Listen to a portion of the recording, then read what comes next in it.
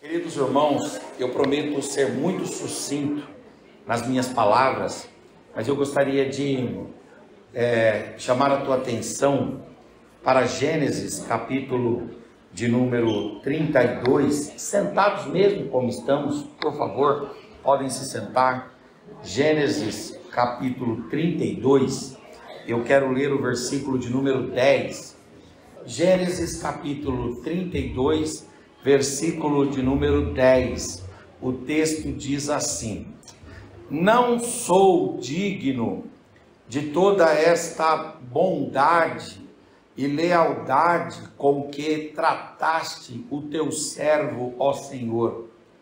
Quando eu atravessei o Jordão, eu tinha apenas o meu cajado, mas agora eu possuo 2 acampamentos inteiros. Deixa esse texto aí na tela, por favor, esse é da NVI. Esse versículo, ele fala a respeito de uma exclamação do Jacó. E ele fala de uma exclamação do Jacó quando ele está orando a Deus. E o Jacó está orando a Deus, nesse texto aqui, quando ele está no vale de Jaboque, de regresso da sua caminhada em Padã Arã e voltando para Canaã, a terra dos seus pais. E quando Jacó está ali, ele faz uma oração a Deus, e esta oração ela é registrada, ela é relatada, ela é descrita por Moisés aqui no Gênesis 32. E aqui no Gênesis 32, o Moisés registra o clamor de Jacó, a exclamação de Jacó, a palavra de Jacó. E a palavra de Jacó para Deus é uma palavra de admiração. O Jacó está consternado.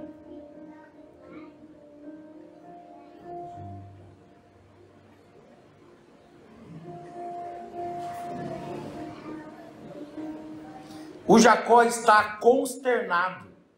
E por que o Jacó está consternado?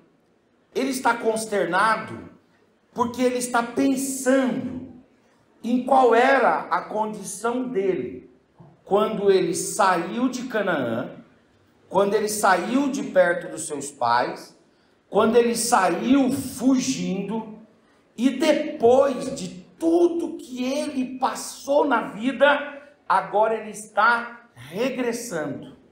E no momento de reflexão, no momento de análise, no momento de elucubração, o Jacó eleva o pensamento a Deus no vale de Jaboque, e ele diz: Senhor, eu estou impressionado, eu estou aqui admirado, eu estou aqui perplexo, eu estou aqui, Senhor, embasbacado.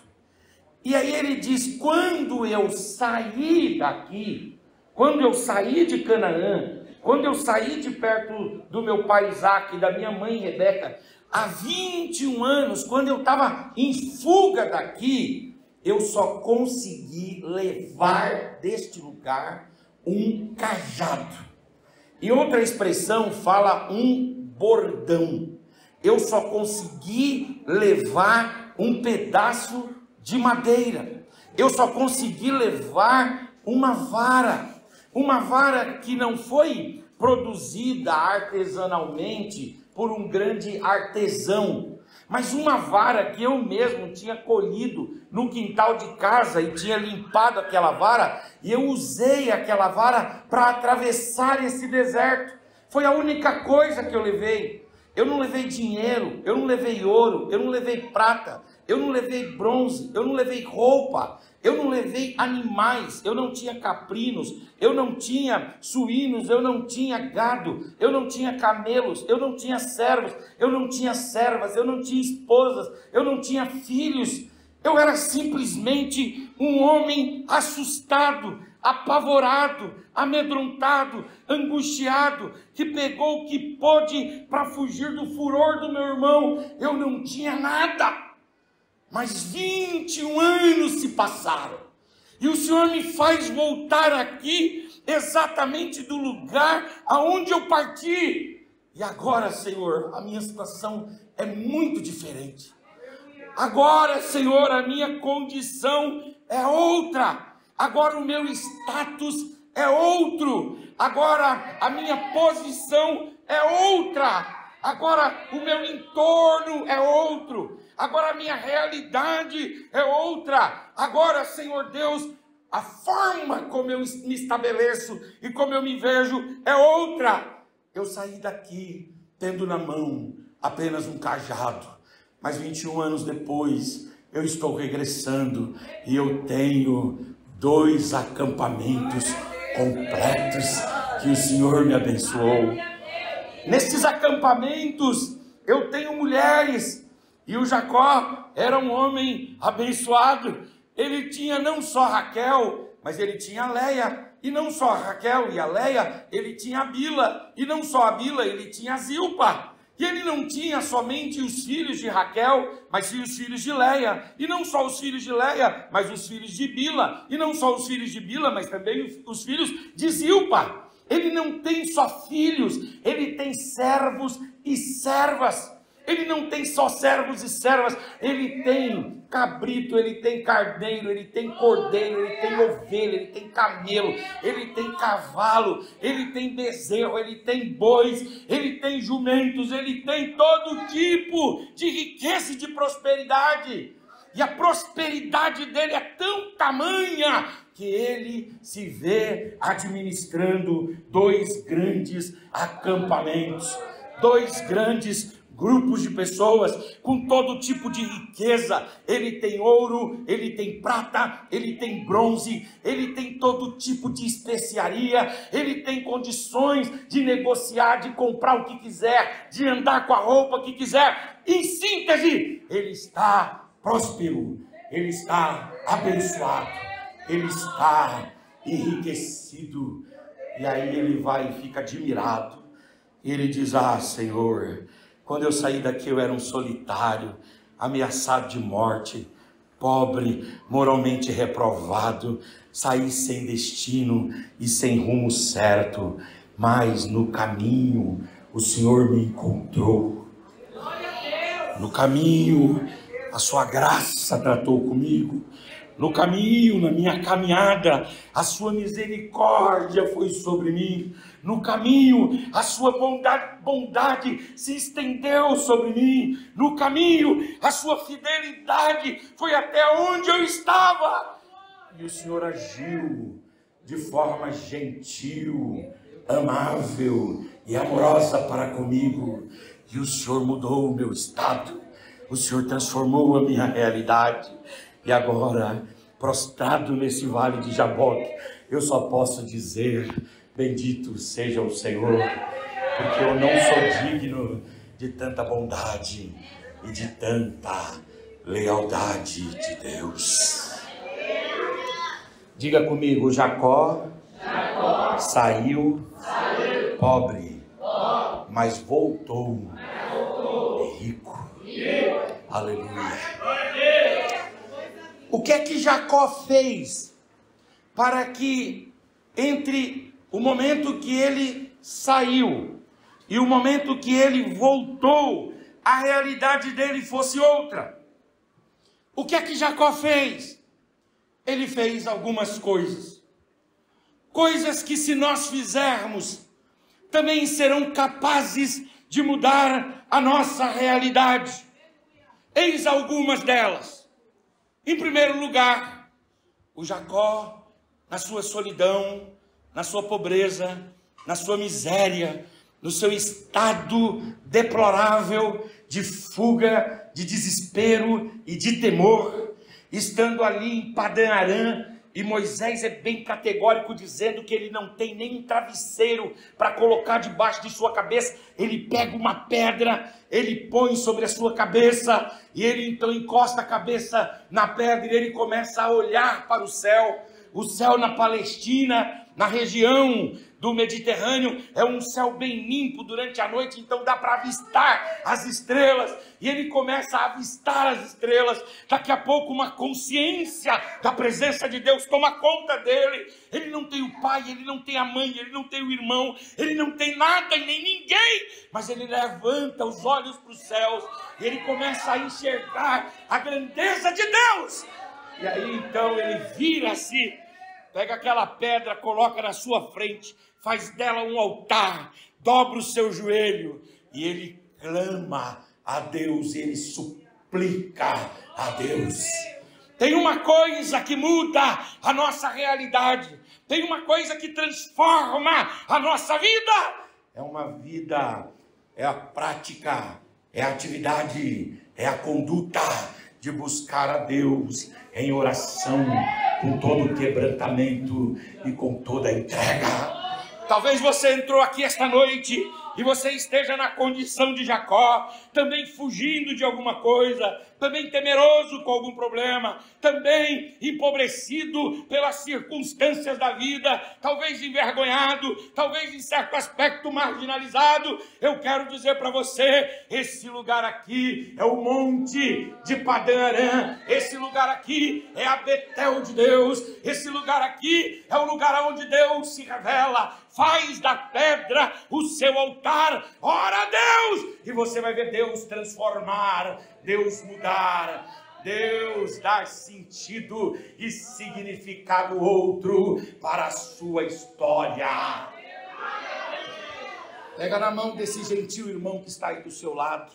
Se você puder olhar no olho dele ou dela, olhe e diga essa mensagem de Deus com voz profética. Diga, ora que melhora. Diga, ora que muda. Ora que Deus transforma. Eu acredito nisso. Ora que Deus vai mudando. Ora que Deus vai transformando. Clama, suplica, busca, intercede. Aleluia, e quando você se cansar de orar, ore de novo, ore de novo, ore de novo, ore de novo, clame, até que a montanha se transforme, aleluia, no lugar onde Deus desce, até que a pedra se transforme num altar, e até que um monte qualquer vire Betel, a casa de Deus, onde Deus derrama a sua graça, a sua unção e a sua glória. A oração transforma vidas e transforma realidades. Não ignore isso. Agora, o que é que o Jacó vai fazer? Em segundo lugar, o Jacó, para ter a sua vida transformada e sair do status quo de alguém que só tem um pedaço de pau na mão, para ter uma prosperidade, além dele cultivar uma vida de clamores, de súplicas, de rogos, de intercessões, de derramamento diante de Deus, o Jacó também vai fazer uma segunda coisa. Ele vai ser reverente com as coisas de Deus. O Jacó é reverente com aquilo que tange a Deus, com aquilo que concerne a Deus. Ele não abre espaço para brincadeiras, ele não abre espaço para chocarrices, ele não abre espaços para desdéns, para indiferenças, para desvalorizações. Não, se é de Deus, ele olha com olhar reverente, ele olha com atenção, ele valoriza, ele cultiva, ele mantém, ele coloca lá no alto da prateleira. Se é de Deus, ainda que as pessoas do lado joguem fora, ele vai lá e pega e trata com todo carinho e com todo cuidado, e diz, ainda que alguém esteja jogando fora, dando de ombro e desdenhando, se é de Deus, deve ser mantido, deve ser valorizado, deve ser honrado, deve ser reverenciado, deve ser dignificado, deve ser legitimado, deve ser exaltado, deve ser destacado, deve ser percebido, deve, aleluia, glória a Deus, ter a minha atenção. Ele é reverente quando ele valoriza a bênção da primogenitura. Diga comigo, Esaú lidou com a primogenitura com desdém, mas Jacó lidou com reverência. Ele valorizou a bênção da primogenitura. O que é a bênção da primogenitura? A bênção da primogenitura é, em dois aspectos, traz duas verdades interessantes. A primeira é que o primogênito tinha direito de receber a herança em porção dobrada. Então vamos supor que uma pessoa tivesse 4 filhos, e aí ela morresse e deixasse o patrimônio. Quando fosse dividir o patrimônio pela via normal, cada filho deveria receber 25%, sim ou não? 4 filhos, 100% da herança, dividido por 4, 25%. Mas com a primogenitura não era assim. Você não fazia a divisão do patrimônio por 4, você fazia a divisão do patrimônio por 5. E aí então, esse recebia 20%, esse recebia 20%, esse recebia 20%. Mas o primogênito recebia a porção dobrada. Ele recebia 40%. A bênção da primogenitura tinha a ver com receber as propriedades dos pais em dobro. Agora, a bênção da primogenitura tem outro valor, que aí não tem a ver com questão patrimonial, que aí não tem a ver com questão que tem relação com a horizontalidade, aí não tem a ver com aquilo que é transitório, humano e passageiro. A bênção da primogenitura tinha a ver com a autoridade de Deus na família que repousava sobre o primogênito. O primogênito levava o nome da família, recebia a herança em dobro, sim, mas ele se colocava no meio da família como sendo o grande arauto de Deus, o grande proclamador de Deus e a grande voz de Deus.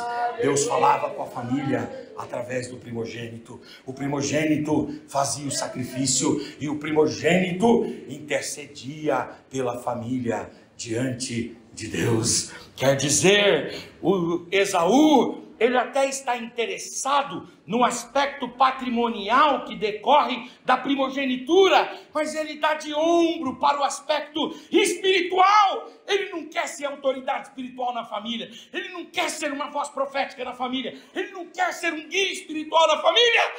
Mas enquanto Esaú desdenha, enquanto Esaú profana, enquanto Esaú dá de ombro, o Jacó se coloca na brecha, Lamanacandaramai, e ele disse: você não valoriza a primogenitura, eu valorizo, não pelo aspecto patrimonial, não é isso, mas eu valorizo, porque Deus vai colocar sobre mim a sua autoridade espiritual. Eu vou ser conselheiro na minha casa, eu vou ser um oráculo para minha família, eu vou ser um referencial para minha casa, um paradigma para os meus parentes, eu serei aquele que vai interceder pela minha família. O Jacó é reverente ao perceber lá em Padã Arã a presença de Deus. Quando ele está orando, quando ele está clamando, quando ele está suplicando, de repente ele tem uma visão.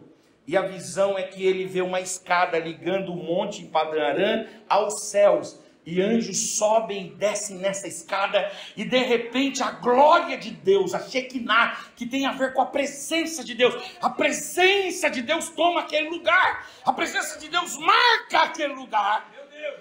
Quando a presença de Deus marca aquele lugar, ele não se olvida, ele não disfarça, ele não ignora, ele não é indiferente, ele não dá de ombro, ele não vira as costas, ele não foge. Pelo contrário, ele vai e diz: esse lugar não é outro senão Peniel, porque eu vejo Deus face a face. Esse lugar não é outro senão Betel, a casa de Deus. Esse lugar não é outro senão o lugar onde Deus revela a sua glória. a sua presença e a sua unção. E ele é reverente também quando ele vai encontrar-se com o anjo do Senhor no vale de Jaboque.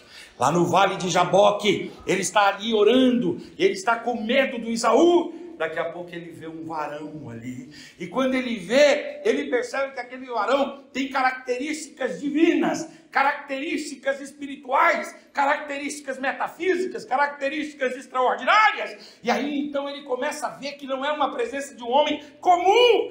Ele diz aqui: Deus me visitou, Deus me visitou, Deus está aqui. E aí sabe o que ele faz? Ele se agarra com Deus, ele se agarra com o anjo, ele se agarra com o varão, ele se agarra com Deus.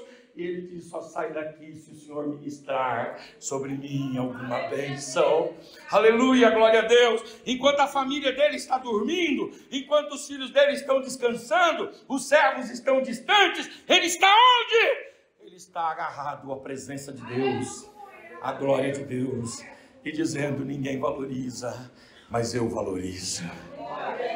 No Novo Testamento, nós temos a Marta e nós temos a Maria. E a Marta é a mulher assoberbada pelo trabalho, envolvida com as coisas ordinárias, envolvidas com as coisas desse mundo, e tem que se envolver mesmo. Mas a Maria não. A Maria é reverente, ela dobra o joelho nos pés de Jesus, e ela diz: Senhor, me dá aquela que é a melhor parte. E aí Jesus, quando Marta vem tirar Maria dali, Jesus fala: ela escolheu a melhor parte. Deixa eu dizer uma coisa para você. Talvez você veio aqui hoje, você diga assim: pastor, a minha condição não é das melhores. Eu quero convidar você a ser reverente com as coisas de Deus.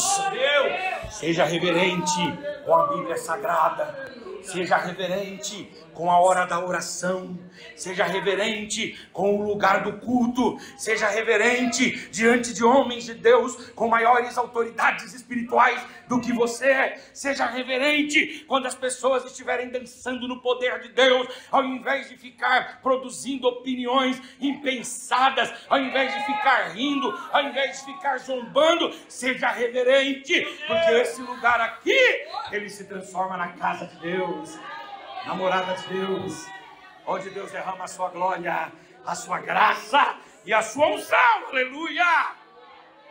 Tem gente que zomba com língua estranha, tem gente que zomba do olhinho da unção, tem gente que zomba dos crentes da igreja, mas tem gente que é quebrantada e diz: não, Senhor, se o Esaú não está valorizando, o problema é dele, Senhor, eu vou valorizar. E eu sei que daqui o Senhor só me liberará abençoado. Quantos valorizam? Levante a mão, levante a face, levante a voz, abra sua boca e dê uma palavra de adoração ao Senhor. Uracandore machurabai, uracandore machurabai. Aleluia, glória a Deus.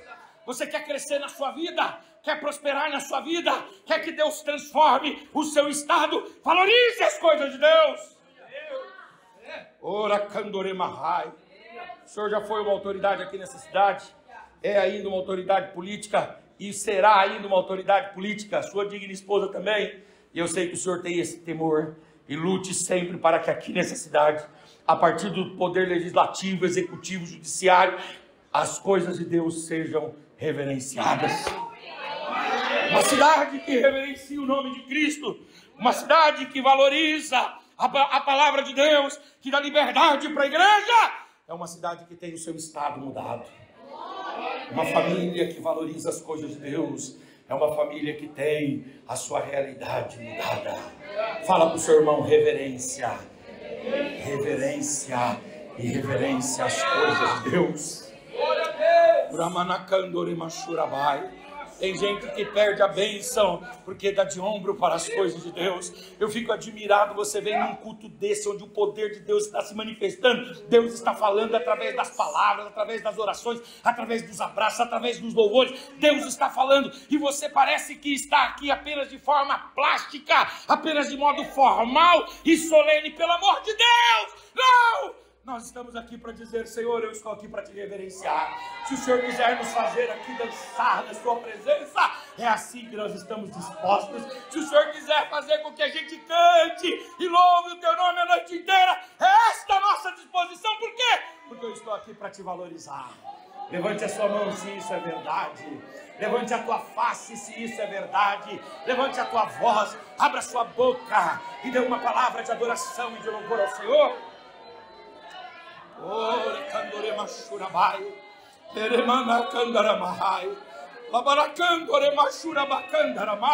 Aleluia, glória a Deus, aleluia. Nós estamos vivendo num tempo de descristianização do Brasil. E nesse tempo de descristianização do Brasil, muitas coisas que indicavam a nossa reverência como povo, como nação, como sociedade, como cidadãos, como brasileiros que somos, muitas coisas estão se perdendo. Nós somos um povo reverente, mas a briga para tirar o nome de Deus do preâmbulo da Constituição, há uma briga para tirar o nome de Deus da cédula das nossas moedas. Nós temos lá na nossa cédula, você já reparou as notas de 2, de 5, de 10, de 20, de 50? Deus seja louvado. Estão lutando para tirar a Bíblia das câmaras municipais, das assembleias legislativas. A leitura da palavra de Deus dos colégios estão lutando para tirar a palavra de Deus e a Bíblia como livro lá da biblioteca. Não, senhores! Nós somos diferentes, nós temos a disposição de Jacó, enquanto Esaú desdenha. Nós somos aqueles que valorizam, nós somos aqueles que abraçam, nós somos aqueles que cultivam, nós somos aqueles que mantêm, e nós valorizamos não pelas benesses e pelos dividendos que nos gerará, mas nós valorizamos porque nós sabemos que isso nos trará a glória de Deus, a justiça de Deus e a presença de Deus. Pega na mão dessa irmã e desse irmão gentil aí e diga para ele: Deus vai te abençoar na sua reverência.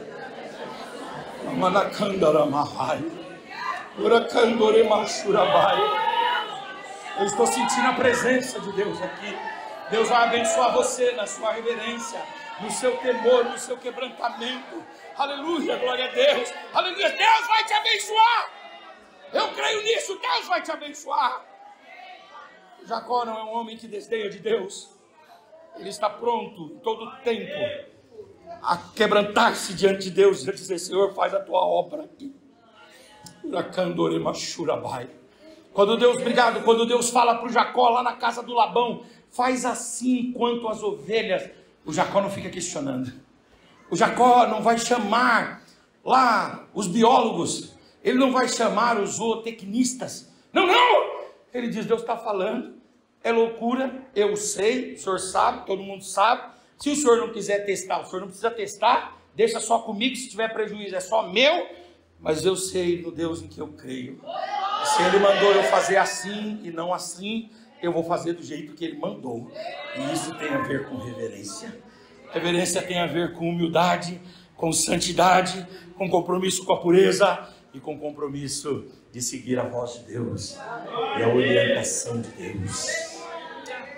Agora, para finalizarmos, o que é que o Jacó faz para mudar a sua realidade? Ele ora, ele é reverente. Em terceiro lugar, diga comigo: Jacó trabalhou. Ninguém muda a sua realidade se não trabalhar. É necessário nos embrenharmos no trabalho, é necessário nos dedicarmos ao labor, ao lavor, é necessário nos entregarmos com dedicação a todo tipo de esforço. Isso tem a ver com o caráter de Deus. Quem trabalha imita Deus, porque Jesus falou que Deus não dorme, Deus não tosqueneja. Deus o Senhor Jesus, a Bíblia também fala que o Senhor Jesus diz que o Pai trabalha até agora, e o próprio Senhor Jesus, ele imbuído dessa vocação, lá em Isaías 53, ele é chamado de homem dado ao trabalho, homem das mãos calejadas. Aliás, ele era um indivíduo que trabalhava ininterruptamente. Inclusive lá em Marcos 6 fala que fazia dias que ele não se alimentava Então a família dele estava o procurando para detê-lo, para que ele pudesse comer um pouco, porque ia e vinha fazendo a obra de Deus. Ele mesmo disse: o meu pai trabalha e eu trabalho também.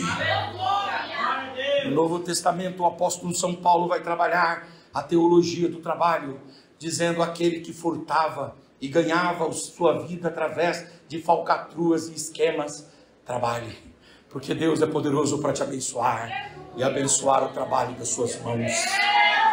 Eu sei que aqui eu estou falando a uma pleite de irmãos esforçados, dedicados e trabalhadores.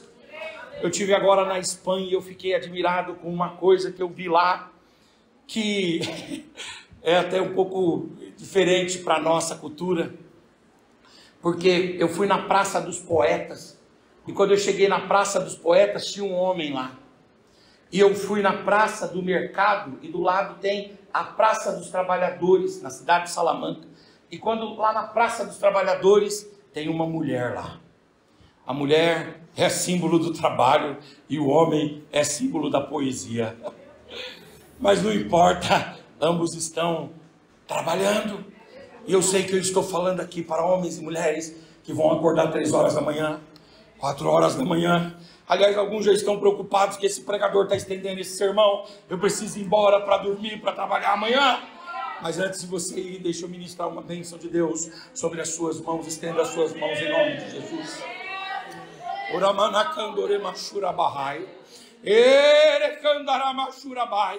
Estas mãos têm a bênção de Deus.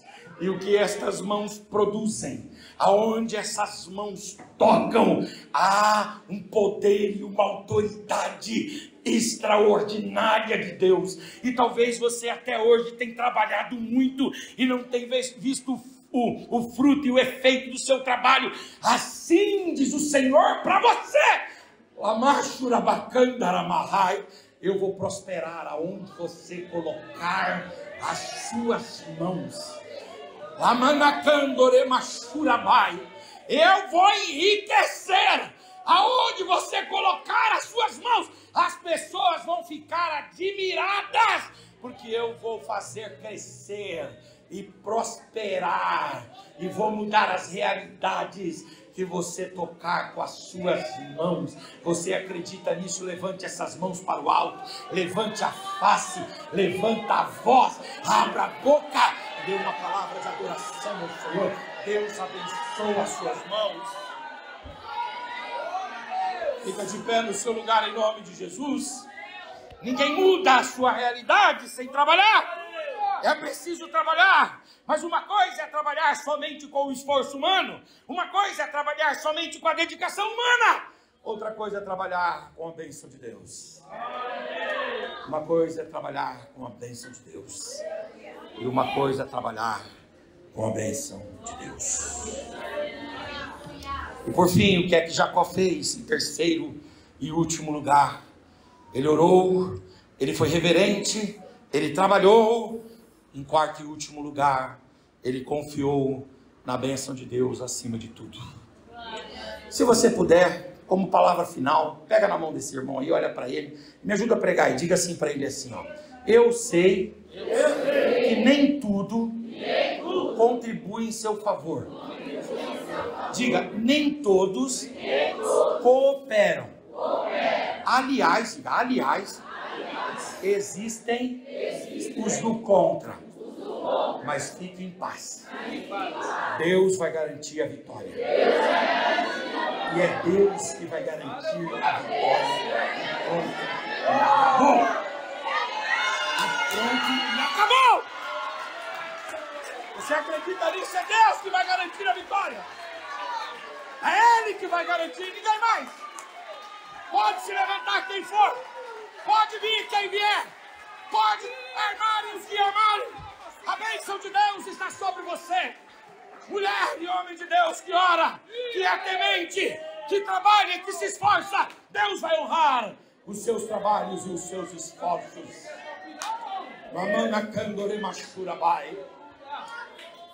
O Labão, muito esperto. Jacó trabalhou por Raquel. Ele foi lá e deu Leia. Não foi isso? Mas não importa. No final ele levou Raquel também.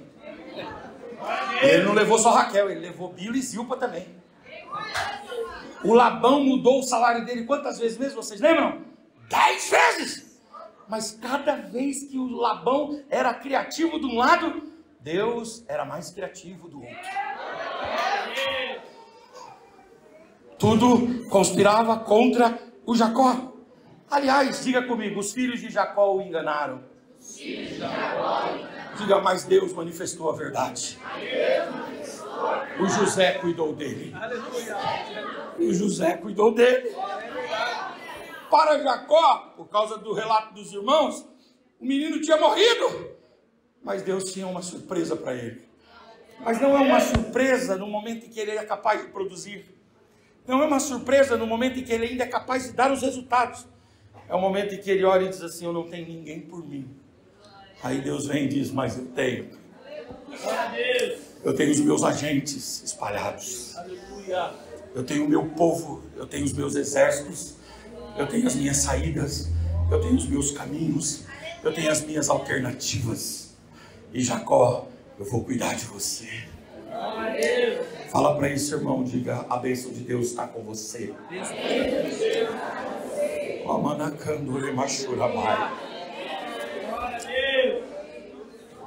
Eu trabalhava numa fábrica, eu tinha 18 anos de idade, e eu ganhava R$100. E eu conhecia minha esposa, hoje, naquela época, minha namorada, hoje minha esposa, Mônica, e eu fiquei perdidamente apaixonado por ela. E um homem do meu quilate, quando encontra uma mulher daquela envergadura, não pode abrir mão de jeito nenhum. E aí então, eu fiquei orando a Deus, dizendo, Senhor, eu estou aqui nesse trabalho, eu trabalhava numa fábrica, fazendo alimentos. E como que a minha vida vai mudar, Senhor? Como que a minha realidade vai mudar, Senhor? Eu não tenho condições de mudar a minha realidade. Eu quero casar, mas a minha força é pequena. As minhas estruturas são limitadas, eu não tenho condições. E aí Deus, eu estava pregando nesses cultos da semana. Deus nos encontra no meio da semana. Deus está fazendo aqui um feriado para nós. Um culto desse das semanas eu fui pregar, eu sempre prego desde novo. E quando eu terminei de pregar, uma profetisa de Deus subiu no púlpito, colocou a mão sobre a minha cabeça e disse, prepare, porque Deus hoje vai começar a mudar a sua vida. E aquela pessoa que pensa que vai te perseguir, será ela que eu vou usar para te abençoar. Eu fiquei com aquele negócio e fui trabalhar nos outros dias. Deu uns dias depois, não sei exatamente quanto tempo, eu estava lá no trabalho e lá tinha uma secretária que me perturbava. Porque ela não era só secretária, ela era como se fosse uma subchefe lá, e ela me perseguia mesmo. Por exemplo, ela me fazia fazer hora extra, ela me perturbava. E aí então, ela me dava atribuições que não eram minhas. E aí eu trabalhava na produção de alimentos, nada com a parte administrativa. Aí ela saía para almoçar e deixava o telefone comigo. Aí ela um dia me chamou lá, eu falei, eu estou com pouco tempo, eu vou almoçar e já vou voltar. Ela, não interessa, você vai atender o telefone aí, e se você não atender certo, eu vou denunciar você aqui.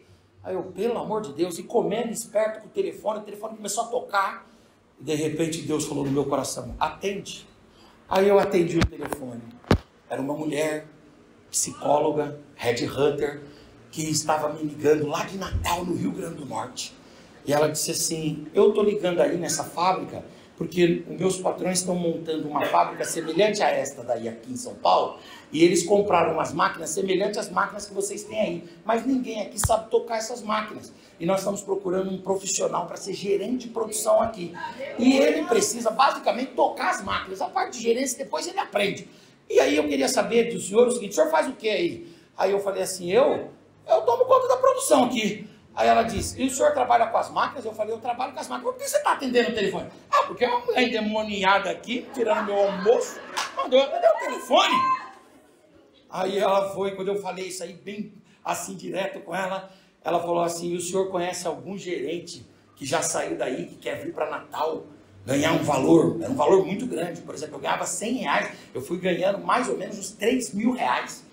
Ela falou assim, olha, porque tinha casa, um monte de coisa. Aí ela falou assim, o senhor tem ideia de quem gostaria de vir para cá? E eu lembrei da profecia.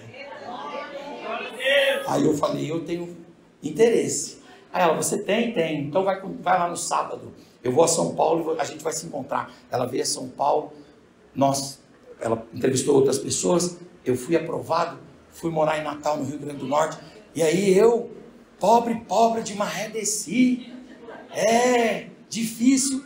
Passei a minha lua de mel aos pés do Morro do Careca, lá na praia de Ponta Negra, em Natal, tomando água de coco, contratado, aleluia, glória a Deus, tudo em paz. Quem é que faz isso? É Deus. É Deus. É Deus. E é Deus. Fala para o seu irmão, ao revés, diga ao revés dos levantes, você tem a bênção de Deus. Se prepare para deixar pessoas confundidas.